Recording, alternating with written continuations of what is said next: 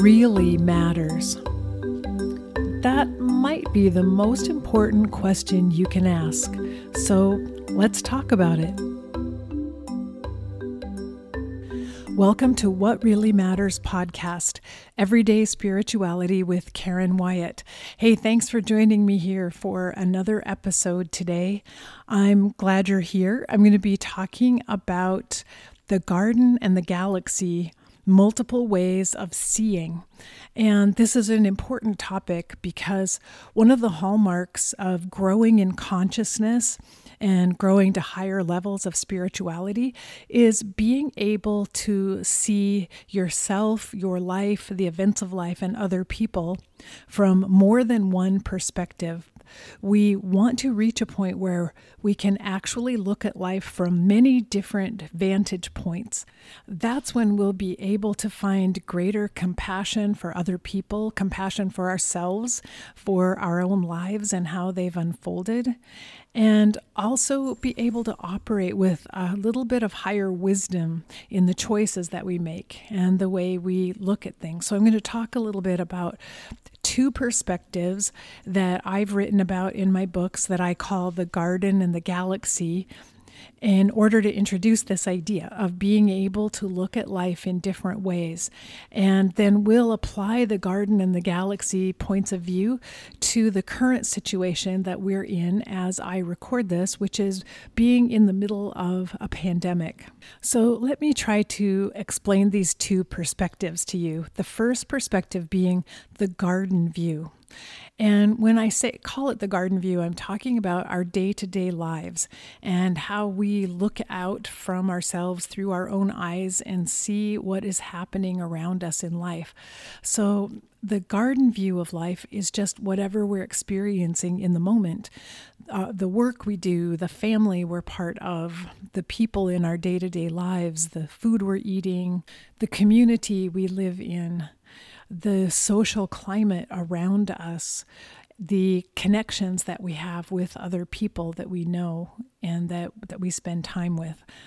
So these are all part of our garden. And in my first book, The 7 Lessons for Living from the Dying, I talked about this metaphor of a garden and the fact that you could look at life as if you've been handed a garden plot and some seeds to plant, but you don't really have control over where your garden is located. You don't control the weather, how much sunshine or rain your garden will receive. You don't control the types of seeds you've been given, but your responsibility is to plant the seeds you have, to make do with whatever conditions exist where your garden is, and to make the best of it.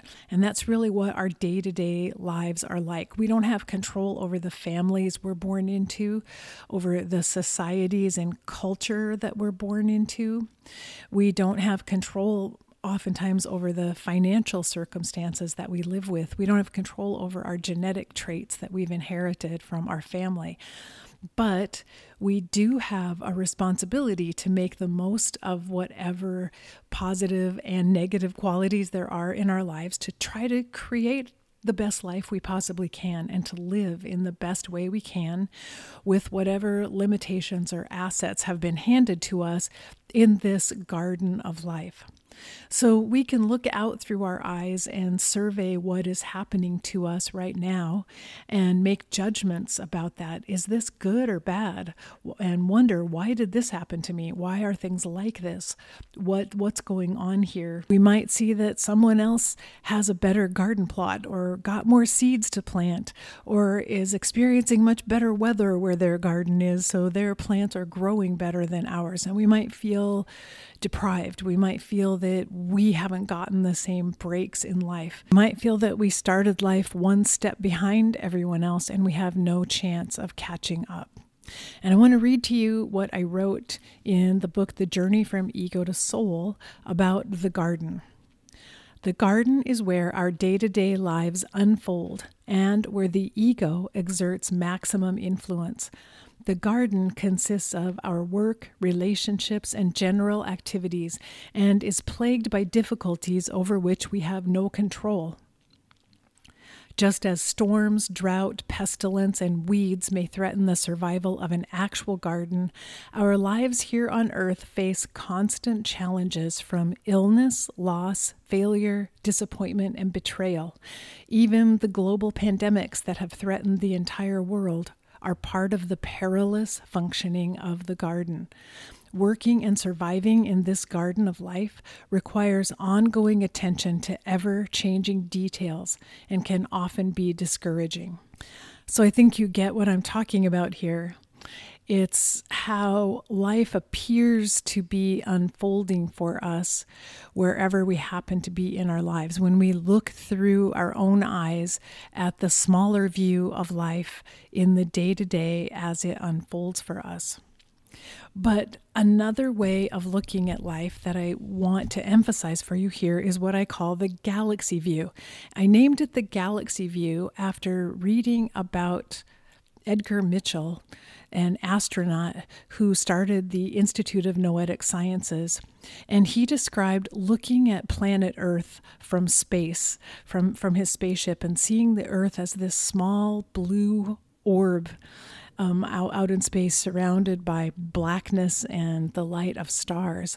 And it made a huge impression upon him that the universe is vast and mysterious and so inexplicable in so many ways, and our planet Earth is so tiny, and we, each one of us, is just a small speck on that planet. I think of the galaxy view as this kind of big picture view of what's really happening here in our lives when we take a huge step back and we look at life from a grand perspective, from the galaxy. What does our life, what does what's happening to me in my life look like when I'm seeing it from a spaceship up in outer space? How does my life look?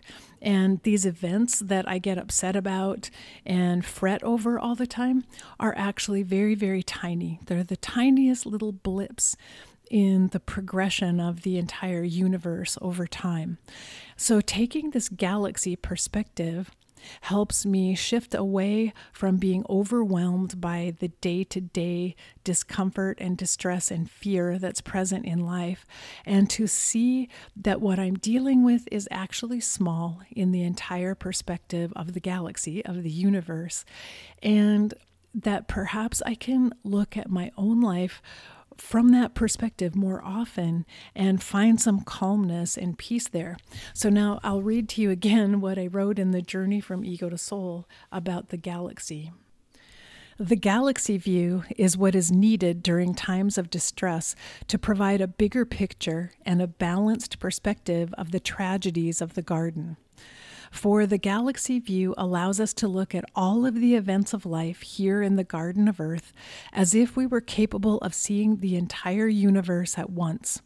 From that lofty point of view, each disastrous event in the garden is quite small compared to the immensity of the cosmos, including global events like a pandemic. And it becomes apparent from the galaxy view that there are more significant forces in motion than the greed and fear that govern the garden. The galaxy view enables us to transcend the stresses of the garden, but does not exclude the necessary components of the garden. This is an important point. Spiritual growth doesn't mean that we eliminate the emotions and knowledge we acquired at an earlier time in our lives. We simply view them from a different perspective and act on them differently as we wake up and grow to higher consciousness.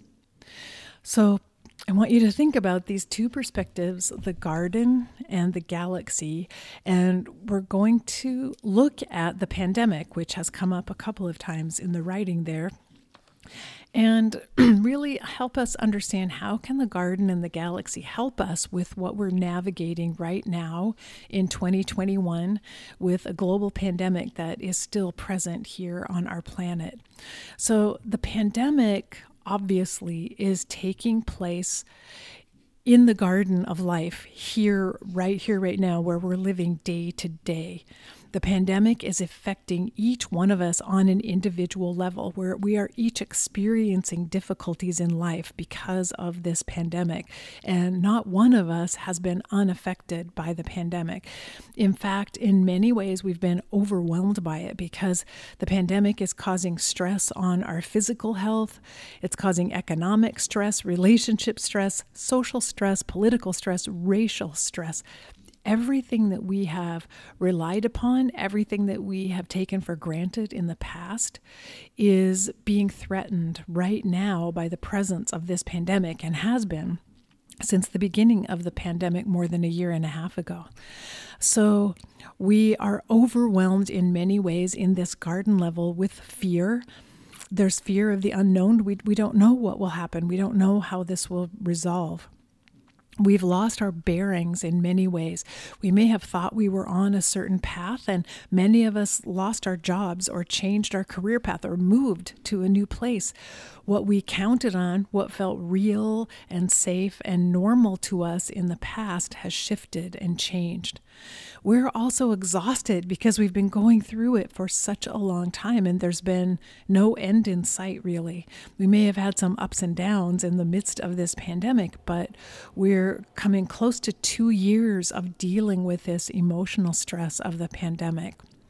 We feel frustrated much of the time because we don't like the way things are headed. We don't like the way it's unfolding. We don't like the choices other people are making. No matter which side of that argument we're on, we're frustrated with other people. We're frustrated with the way things are unfolding and what's happened. We're in the midst of some of the most extreme polarization that we've seen in our country and also in the world that's taking place right now, as huge divides are forming between groups of people who see things differently. So the garden is going through an incredibly traumatic time, and most of us are feeling burdened and overwhelmed and weighed down in our day-to-day lives by all of what's happening in the garden view. And so this is when we can really benefit by being able to take a step back and look differently at what's happening to us from the galaxy view. And it's difficult to do. Sometimes it seems hard to justify, like, what? We don't want to take some kind of Pollyanna view of this and try to convince ourselves that there's anything positive about this pandemic. But I'm telling you that being able to see the garden view is one of the things that can help you become more resilient and cope better with what's happening in our world. So the garden view is our individual experience of what's happening. The galaxy view occurs on more of a collective plane, what is happening to all of us, the entire planet, everyone on the planet, and not just our planet, but also the galaxy we're in, the entire universe, the multiple universes that are out there. So the galaxy view is much bigger, and we're looking at a much bigger picture here of what might be happening right now. And one thing that we can learn about is the fact that pandemics are historical. They have happened to human beings multiple times throughout history. And so we can go back in recorded history and read many accounts of various plagues and pandemics that have happened and threatened human society in the past. So pandemics are just one of the normal parts of the cycle of life, actually, for all living things, because there are pandemics that affect other species and other sources of life. Where I live in Colorado, we had a pandemic of pine beetle disease that affected our lodgepole pines and pretty much wiped out huge swaths of the forest in a pandemic. So one of the first factors we can recognize when we try to take this bigger view, the galaxy view, is that pandemics are not new. They've happened throughout time to all of creation. They're part of the cycle of life and death. And in fact, pandemics are one of the biggest, most traumatic change makers that have ever existed throughout history. If you go back in time and trace the effects of pandemics in the past, There are stories and writings that show us that pandemics in some places have decimated entire societies, have determined the outcomes of wars, have wiped out entire populations. But pandemics also have led to innovations and advances in science, medicine, public health, in the economy, in political systems, in art. So there have been positive outcomes that have resulted. Now, we only know this because we can look back at previous pandemics. We can't see that happening yet with the current pandemic that we're in. It's only in retrospect, historically, that we look back and we can register some positive changes that happened as the results of pandemics. So it's important for us also to keep that in mind, that in this cycle of life and death, death precedes change and transformation. And we're in the death aspect of this cycle right now, which is what makes it frightening and negative and distressing and depressing, in fact, because we're in the death throes of this cycle of change. And we cannot yet see what the transformation is going to be on the other side. 100 years from now, people will be writing about it, and they will be able to look back and see, aha, those poor people back in 2021, they didn't know that this kind of change or transformation was going to happen as a result of the pandemic. So we have to have a certain amount of trust when we look back at the cycle of life and death throughout the existence of mankind, but also the existence of our entire planet. We've even seen great extinctions happen on our planet, and the planet has recovered after each one of them. So we're going through something huge that is global, that is challenging, and it's stressing us to our absolute limits. We're right at the very edge of our ability to deal with this, but we can learn from the past that something's happening here, something bigger than just the pandemic itself, than just the COVID virus itself. Something bigger is happening. And we can hold on to that wisdom from the past to at least open our minds to the possibility that there are things we can't see and we can't know that are coming in the future. Now, one thing that has been common as I've done a lot of reading historically about pandemics in the past, the pandemics that have affected humans, they've all had similar elements. That there has been a general disbelief in the presence of the disease in the population. It's been very hard for humans in the past to wrap their minds around the fact that this is really happening, that this really exists, and is it really happening, particularly for those who don't see it every day in front of their eyes. There's a tendency to disbelieve it because it doesn't match with the life experience we've had up to this point. It's novel. It's something new to our lives that we've never witnessed before. And it's hard for us to grasp it with our minds in the garden where we're experiencing it. Also common to all of the pandemics of the past and the plagues has been a certain amount of misinformation that has been spread, that spreads like wildfire and causes people to go off on tangents and to try things in desperation. Also leading to false cures, to snake oil salesmen, you might say, who are peddling false ideas and false cures to people who grasp a hold of them in desperation and out of fear. Also, many people who make decisions that are not in their best interest. This has happened throughout all of the history of pandemics on this planet. People are not good at assessing the risk that is present for them. They see it as a risk to other people, but not to themselves, and don't necessarily make the best choices for themselves. There is also a disregard for the government and whatever the government proclaims, and a concern that the government is somehow trying to gain too much control through the use of a pandemic. So all of these have been common. Another common occurrence during pandemics is scapegoating and blaming certain groups of people for causing the pandemic in one way or another.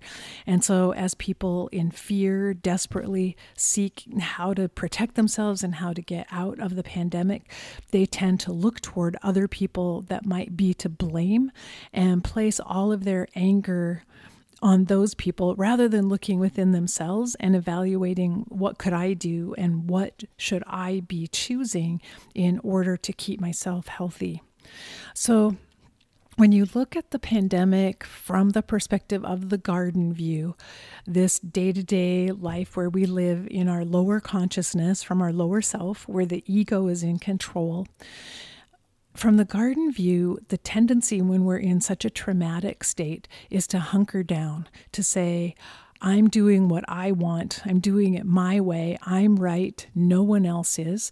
The tendency is to get angry at other people, to find and attack anyone who might be at fault for what we're experiencing and going through, and the tendency to just protect ourselves at all costs, whatever we see as protection. So we pull in, we withdraw and isolate in our own group of people that think like we think.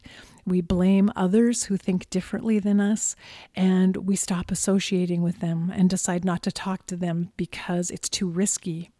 And that's what the garden view tells us to do. That's what the garden view tells us is the safest way to operate when we're in such a time of distress.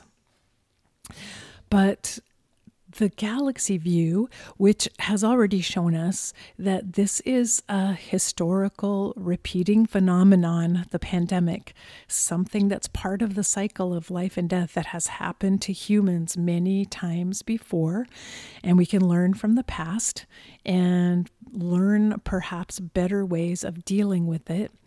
And so again, to repeat, the pandemic, if we recognize it, can be a change maker that is ushering in change. Change is already happening around us, and hopefully it's transformative change for the better. We don't know that yet. We can't see that yet.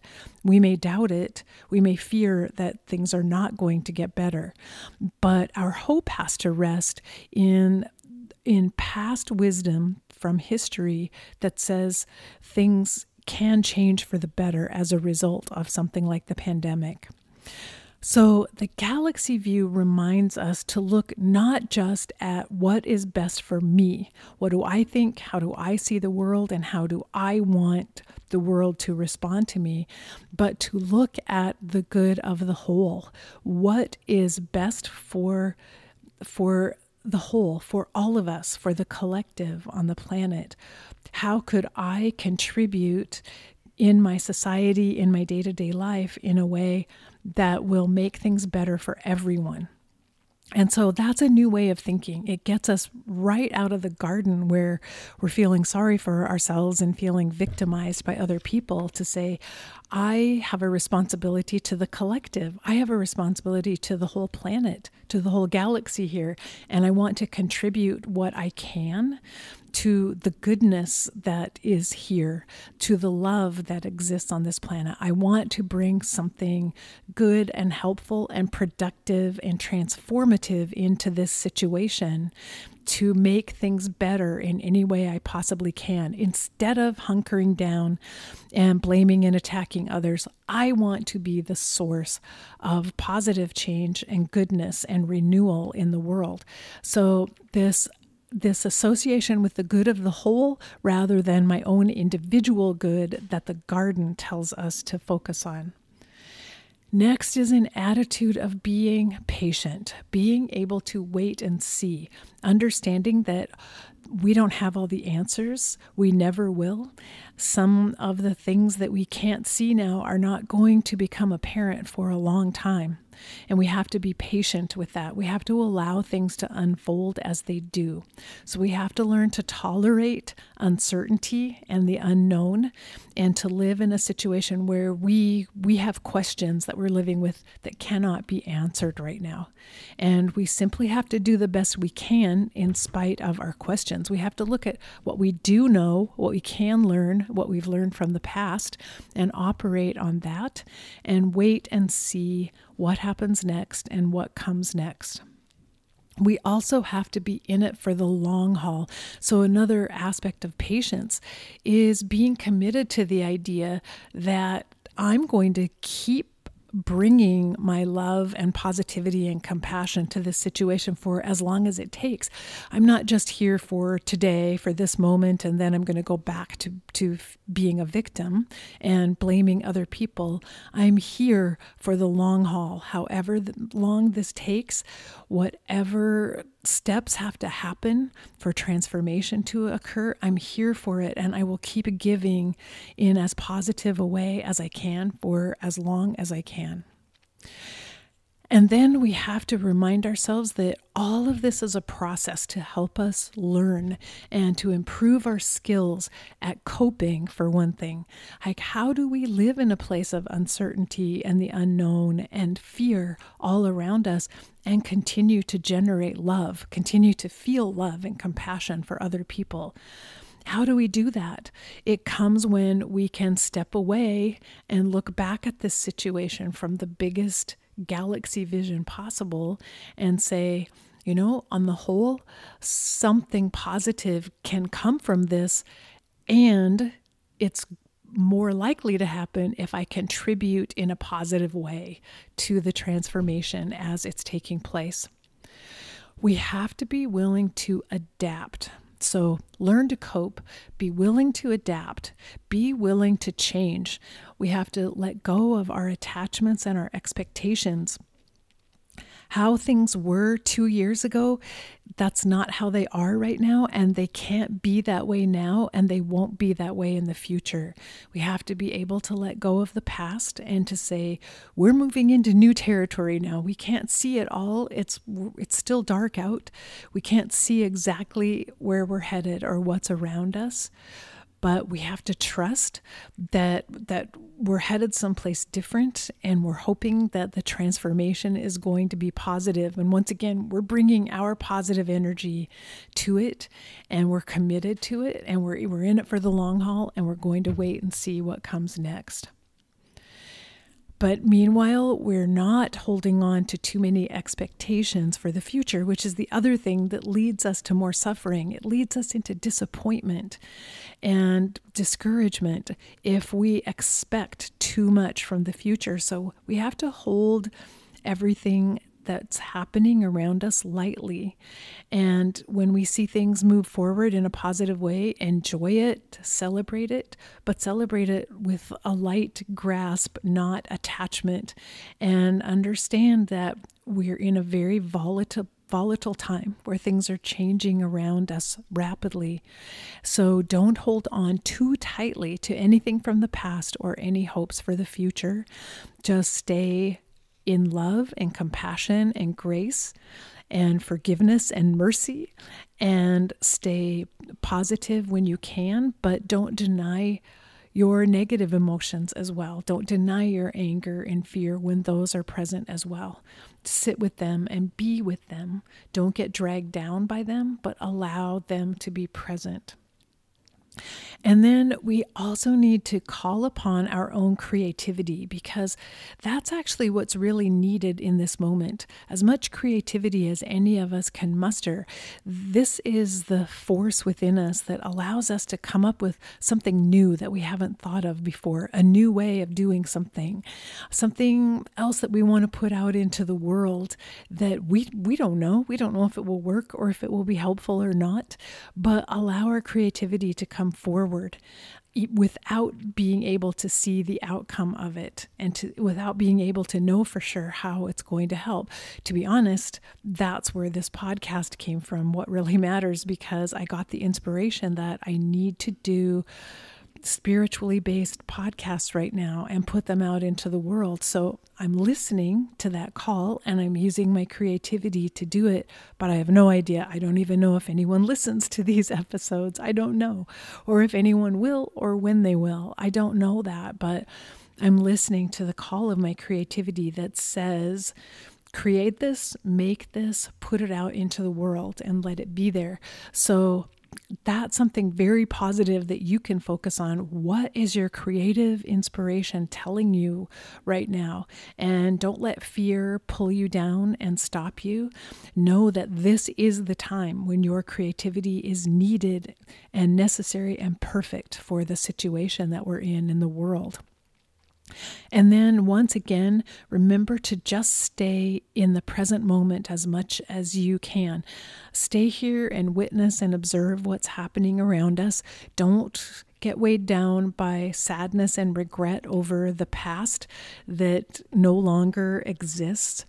And don't go too much into the future, hoping for things to change in the future, but find out how you can get the most out of what's happening around you right now. Make the most of whatever is here. Maybe you go outside and have a mini picnic in the afternoon, or take your teacup out and sit on a bench on the sidewalk to drink your tea. And you listen to a bird sing, or you look at a flower in someone's garden, or you watch the clouds float by. Make the most of each moment that you possibly can, and get down to the moment, the smallest things. Sometimes it's the very smallest pleasures that can change everything and make the difference for you. So remember to keep your energy in the present moment. So I want to review again some of these aspects of this galaxy view that I'm asking you to take. You're already well familiar with the garden view of the pandemic. You're living it day to day. So remember that pandemics are just historical. They've happened throughout all of life on this planet. They're part of the cycle of life and death. We happen to be in the death spiral of this particular cycle right now, and we are not yet able to see the life that's going to be born as a result of this death spiral. And remember that pandemics are one of the change makers on the planet. They usher in change and transformation. We know that historically, and it tends to be big change and transformation when it happens. So focus on the good of the whole. How can you give your energy and time and creativity to the good of the whole? Have a wait and see attitude. Be patient with wherever we are right now. Be in it for the long haul. Know that it's going to take commitment over time to see this through, to get us through this death cycle into the new life that's coming on the other side. And learn to cope. Learn to adapt. Let go of your attachments and expectations. Become creative and stay in the moment and make the most of every moment as much as possible. So those are the things you can do from the galaxy perspective to help you get through this very challenging and traumatic time that we're going through in the garden of life. I hope you find that helpful. It's helpful to me. I remind myself sometimes, like, whoa, wait a minute. I just got completely lost in the garden. I need a little bit of galaxy perspective here to help me see it differently. So keep the galaxy view in mind as you go through each day until we're together again next week. And remember that we're here for love. That's really the most important thing you could focus on in any situation. Just try to bring more love. And face your fear. Be ready for whatever life brings next. And love each and every tiny moment of your precious life.